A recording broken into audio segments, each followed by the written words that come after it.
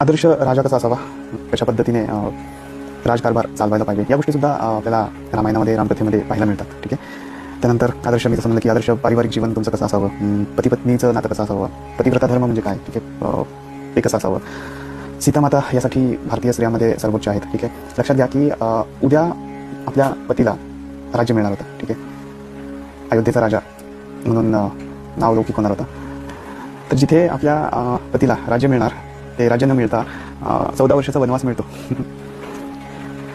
किती मोठी गोष्ट आहे, किती गूढ गोष्ट आहे. आणि असं 14 वर्षाचा वनवास अचानकपणे मिळाल्यानंतर काही स्वप्न असतील ना सीता माता यांचे, की उद्या आपला नवरा राजा होणार आहे, मी राणी होणार आहे, राईट.